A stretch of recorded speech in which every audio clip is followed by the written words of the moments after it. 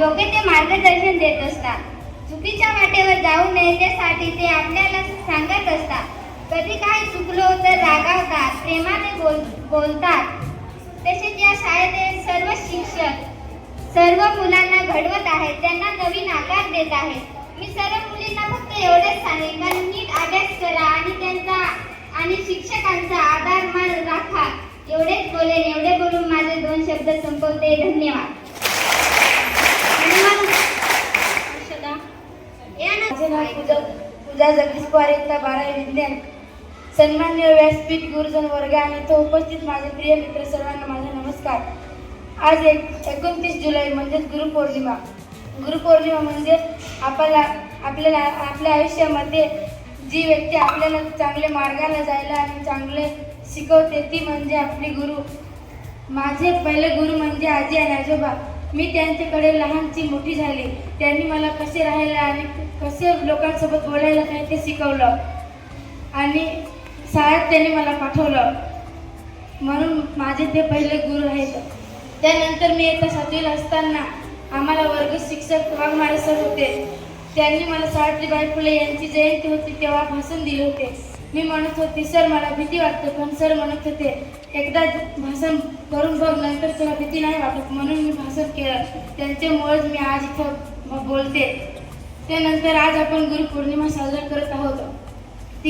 आम्ही अशी गुरुपौर्णिमा मी कधी 1 ते 12 कधीच नाही बघितली. पण जुलै महिना सुरू झाला तेव्हापासून चौधरी सर म्हणत होते की तुम्ही गुरुपौर्णिमा साजरा करणार आहेत का? मुली म्हणत होते हो. म्हणून मला खूप चांगलं वाटतं. म्हणून मी चौधरी सरांचे मनापासून खूप खूप आभार मानते आणि सर्व गुरुजनांना गुरुपौर्णिमाच्या हार्दिक शुभेच्छा. आणि बोलून माझं 2 शब्द संपवते. धन्यवाद. सन्माननीय व्यासपीठावर उपस्थित श्री सर्व वर्ग शिक्षक मित्र मैत्रिणी, मी आज तुम्हाला गुरुपौर्णिमा या विषयी 2-3 शब्द सांगत आहे, ते तुम्ही शांतपणे ऐकावे अशी माझी नम्र विनंती. माझे पहिले गुरु म्हणजे माझे आई वडील.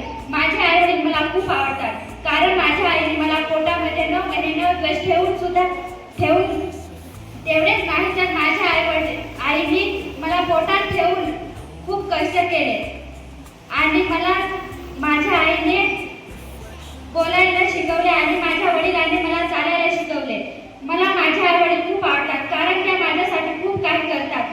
माझे आई वडील नसते तर मी आज इथे पोहोचली नसते. माझे आई वडील आहेत म्हणून मी इथे पोहोचले. आणि दुसरे गुरु म्हणजे माझे वर्ग शिक्षक 9वीला असतानाचे पांझाडे सर. ते मला मराठी विषय शिकवायचे. ते आम्हाला खूप मार्गदर्शन करायचे. त्यांच्या हाताची बोटं नव्हती तरी आम्हाला ते फळ्यावर लिहून आणि मार्गदर्शन करायचे, म्हणून ते मला खूप आवडायचे. एवढे बोलून मी माझे 2 शब्द संपवते. जय जय. आम्ही 12वी विज्ञानच्या मुली, आम्ही सर्व गुरुजनांच्या आभारी. आम्ही आहोत त्यांच्या आभारी.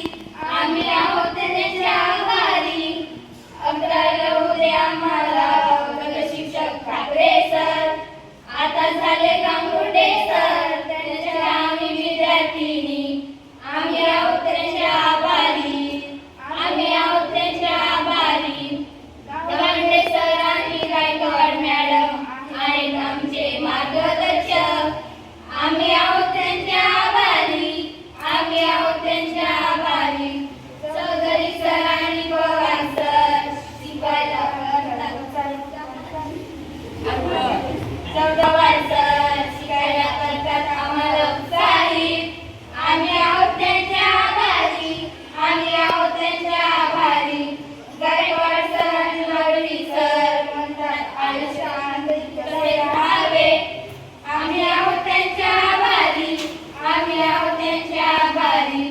बनकर मॅडम आम्हाला सांगतात आयुष्य कसे जगावे.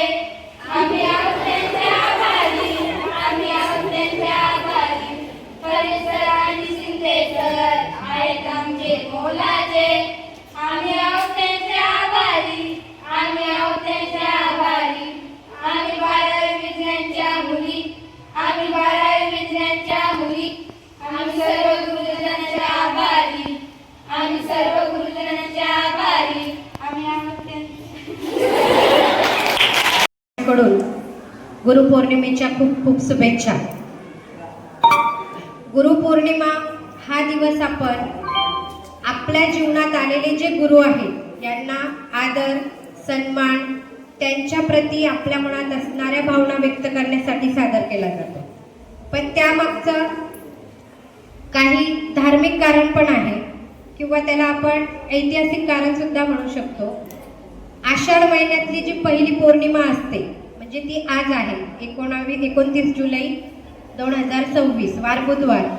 या पौर्णिमेला व्यास पौर्णिमा असं देखील म्हटलं जातं. कारण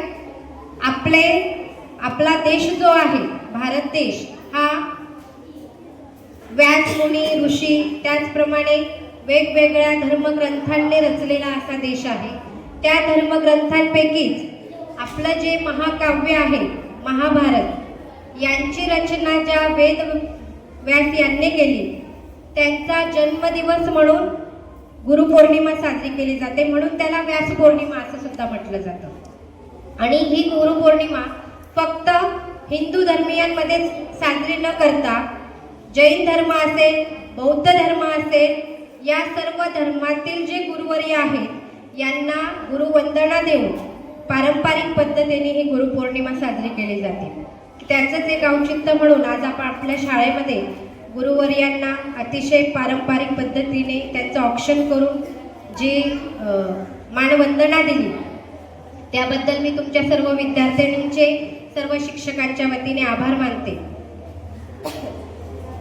इथे शिकवणारे शिक्षक असतील किंवा तुमच्या जीवनात येणारा जो पण व्यक्ती असेल तो प्रत्येक व्यक्ती आपला गुरु असतो.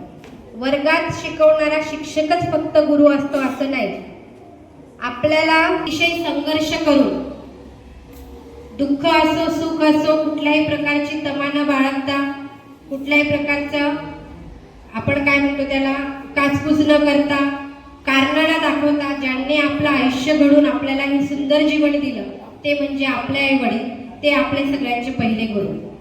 त्याचप्रमाणे ज्यांनी आपल्याला बोलायला शिकवलं चालायला शिकवलं हे आपले दुसरे गुरु. तसेच शिक्षण क्षेत्रामध्ये तुम्ही ज्या वेळेस शैक्षणिक वाटचाल सुरुवात केली त्यावेळेस ज्या शिक्षकाने तुम्हाला हात धरून सरस्वती मातेवर लिहायला शिकवलं म्हणजे आपली पाटी आणि तिथून तुमचा जो शिक्षणाचा प्रवास सुरू झाला ते म्हणजे आपले गुरु. त्याचप्रमाणे समाजात वावरत असताना काही आपल्याला चांगले वाईट अनुभव येतात. ते अनुभव सुद्धा आपले गुरु असतात. त्यांच्यातून सुद्धा आपण जीवनाचे धडे शिकतो. तसेच आपल्या मित्रमैत्रिणींमध्ये वावरताना ज्या आपल्या चुकांवर पांघरून न घालता ती चूक पुन्हा आपल्याकडून कशी होणार नाही याचं मार्गदर्शन करतात ते मित्रमैत्रिणी सुद्धा आपले गुरु आहेत. सांगायचं तात्पर्य एवढंच आहे की बऱ्याच जणांच्या डोक्यात एक अशी कल्पना असते की जो आपल्याला शिकवतो तोच फक्त गुरु असतो. तर तो गुरुचा अर्थ तसा नाहीये. आपण जे जीवनात अनुभव घेतो त्या अनुभवातून पण आपण शिकत असतो. जे आपण पुस्तकं वाचतो त्या पुस्तकातून पण आपण शिकत असतो. जे वर्गात आपल्याला अध्यापन केलं जातं त्यातून पण आपण शिकत असतो. ते म्हणजे आपले हे सगळे जे आपल्याला घडवण्याचे जे मार्ग आहेत ते सगळे मार्ग म्हणजे आपले गुरु आहेत. आजच्या गुरुपौर्णिमेनिमित्त मी तुम्हाला एवढंच सांगू इच्छिते की तुम्हाला जे आयुष्य मिळाले आहे ते खूप छान आहे. तुमच्या स्वतःच्या पायावर उभं राहण्याचं काहीतरी ध्येय डोळ्यासमोर ठेवा. काहीतरी स्वप्न उराशी बाळगा आणि स्वतःच्या पायावर कसं उभं राहता येईल स्वतःचं अस्तित्व कसं निर्माण करता येईल.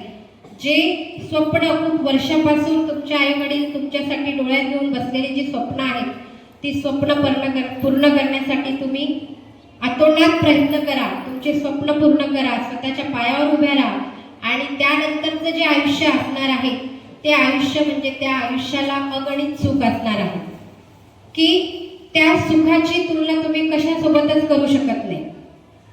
ज्या वेळेस आपण स्वतःच्या पायावर उभा राहतो आणि उभं राहिल्यानंतर आपले आई वडील ज्या वेळेस चार चौघांमध्ये आपलं कौतुक मिरवतात तो आनंद म्हणजे स्वर्गात गेल्यासारखाचा आनंद असतो.